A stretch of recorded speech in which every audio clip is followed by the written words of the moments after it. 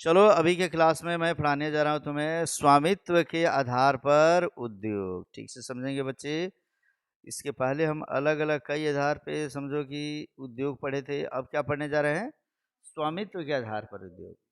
तो पढ़ेंगे इसको कि स्वामित्व माने अधिकार। स्वामित्व माने क्या समझेंगे बच्चे? किसका अधिकार है, ये हम पहले सोचेंगे। तो स्वामित्व के आधार पर उद्योग तीन प्रकार के होते हैं। पहला होता है निजी क्षेत्र का उद्योग। कौन सा उद्योग जी? जिन उद्योगों का स्वामित्व व्यक्तिगत निवेशकों के पास या संचालन निजी संगठनों द्वारा होता है, उसे निजी उद्योग कहते हैं। मानो यदि हमने कोई उद्योग लगा दिया बच्चे, और उस उद्योग का फायदा किसी निजी व्यक्ति को होता है, किसी एक व्यक्ति को अगर समझो कि उसका बेनिफिट हो रहा है, तो उसे हम क्या कहेंगे? निजी क्षेत्र का उद्योग। जैसे रिलायंस कंपनी का नाम सुने हो बच्चे?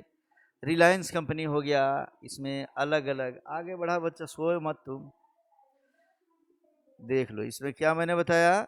एग्जाम्पल के तौर पे हमने दिया है बच्चे कि रिलायंस कंपनी, विप्रो कंपनी, हिंदुस्तान लीवर, टाटा इन्फोसिस, ये सभी रिलायंस कंपनी की बात करते हैं हम लोग। किसकी?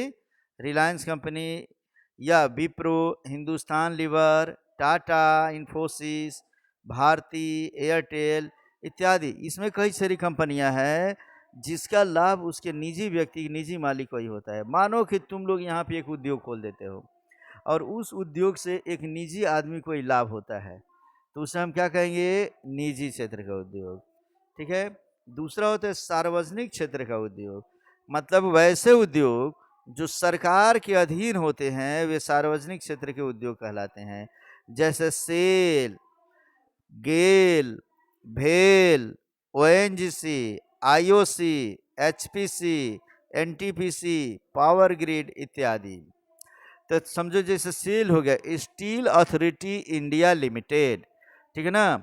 इसी तरीके से गेल, भेल, ओएनजीसी, आईओसी, कई ऐसी कंपनियां हैं जिसका स्वामित्व सरकार के हाथों में होती है। तो जब सरकार के हाथों में स्वामित्व हो, तो उसमें सब लोग उसमें समझो कि नौकरी करने के लिए तत्पर हो सकते हैं। अपनी योग्यता का परिचय देते हो और तुम्हारी नौकरी इसमें हो जाती है, तो उसे हम कहते हैं कौन सा उद्योग? सार्वजनिक क्षेत्र का उद्योग। और अगला है हमारा इसमें से संयुक्त क्षेत्र का उद्योग। ये इंपॉर्टेंट है, समझ लो बच्चे। कहता है संयुक्त क्षेत्र के उद्योग में कि वैसे उद्योग जिनका संचालन किसी निजी एवं सार्वजनिक क्षेत्र की कंपनी के संयुक्त प्रयासों के द्वारा किया जाता है, उन्हें संयुक्त क्षेत्र का उद्योग कहते हैं। माने जब निजी व्यक्ति और गवर्नमेंट दोनों मिलकर किसी उद्योग को शुरू करते हैं, तो उसे हम क्या कहते हैं जी? संयुक्त क्षेत्र का उद्योग। समझ में आ रहा है ठीक से? जैसे कहता है कि नबीनगर पावर जनरेटिंग कराए company private limited, Maruti Udyog limited, Gujarat state fertilizer corporation, Haldia petrochemicals limited, Germany का रूहर कोयला मात्र। ये जर्मनी का रूहर कोयला क्षेत्र छोड़ दो, ये कंपनी नहीं है। ये अगला प्रश्न है बच्चे, समझ में आ गया? तो ऊपर के सभी मतलब होता क्या है कि कभी कभी गवर्नमेंट कहती है कि भाई इस चीज़ को चालू करने के लिए हम अकेले नहीं करेंगे, आप चालू कीजिए और आपको मैं सब्सिडी भी दे दूंगा या मैं आपको साथ दे दूंगा। तो दोनों मिलकर जब उस काम को करते हैं, जैसे जितने भी पेट्रोकेमिकल्स वगैरह होते हैं, रिलायंस कंपनी ऐसी है, गौतम की अडानी कंपनी मैंने ऐसी है, जो गवर्नमेंट से मिलकर और दोनों एक साथ काम करते हैं। तो जब दोनों मिलकर एक साथ काम करेंगे तो उसे संयुक्त क्षेत्र की कंपनी कहेंगे, उद्योग कहेंगे। जब कोई व्यक्ति ऐसा उद्योग खोले किसी निजी एक व्यक्ति को उसका लाभ हो, तो उसे हम निजी क्षेत्र का उपयोग करेंगे कहेंगे। और जब सरकार किसी कंपनी को खोलती है तो उसे हम सार्वजनिक क्षेत्र का उपयोग कहेंगे। ये समझ में आ गया बच्चे? अब इसी में नोट्स करके एक तो है, देख लो कि जर्मनी का रूहर कोयला क्षेत्र क्या है। यह स्टार लगाता हूँ, ये नोट करके लिखेंगे। जर्मनी का रूहर कोयला क्षेत्र, कहते हैं यह यूरोप के जर्मनी देश में स्थित या अवस्थित परंपरागत बड़े पैमाने का औद्योगिक प्रदेश है।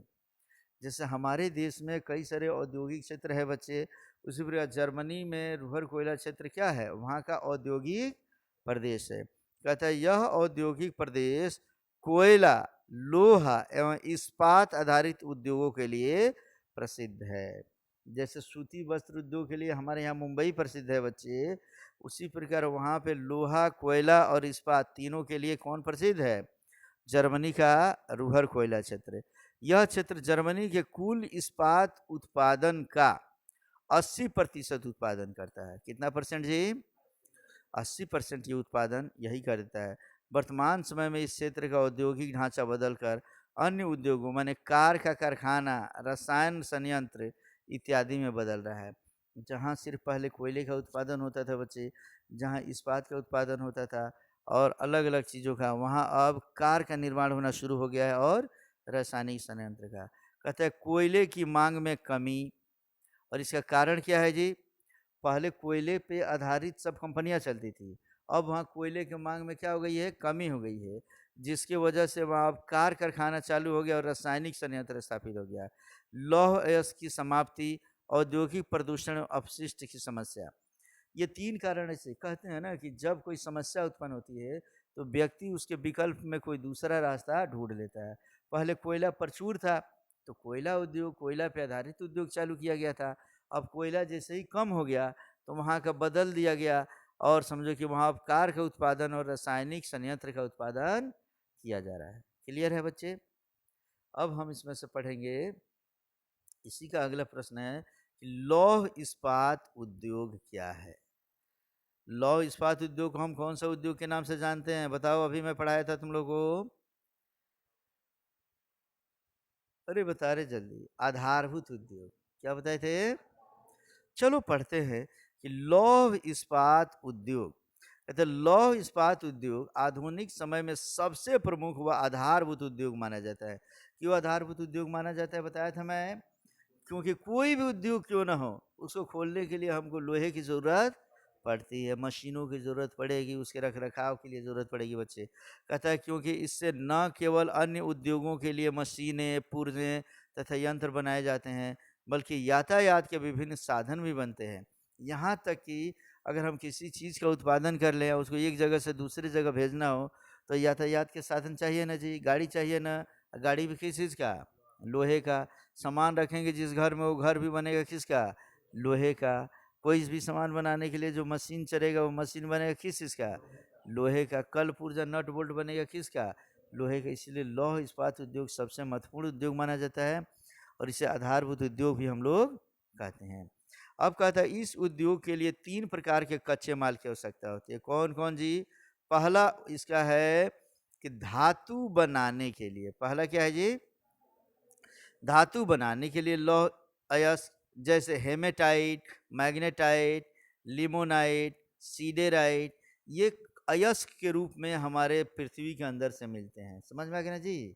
और उस अयस्क का सांद्रण करके तब हम लोग धातु बनाते हैं। दूसरा, लोहे को गलाने के लिए कोयला भी चाहिए। लोहा जब गलेगा तो किससे गलेगा?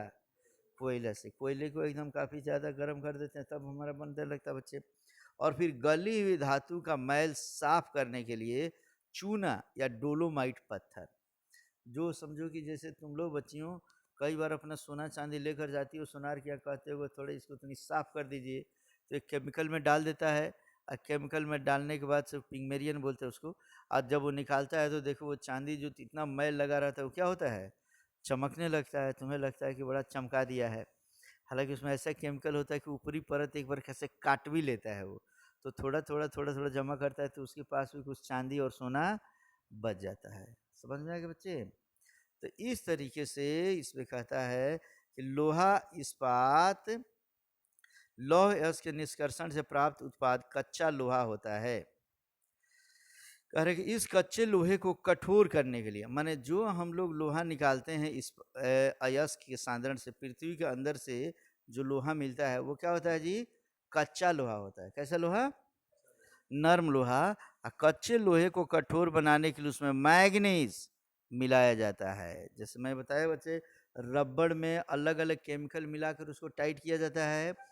लोहा भी जो मिलता है नॉर्म लोहा मिलता है बच्चे, इतना कठोर नहीं होता है लोहा जितना हम लोग देखते हैं, लेकिन उसमें मैग्नीज मिलाकर, जिंक मिलाकर, उसके बाद उसको समझो कि रूप परिवर्तित कर दिया जाता है। मुख्य तौर पे मैग्नीज मिलाया जाता है।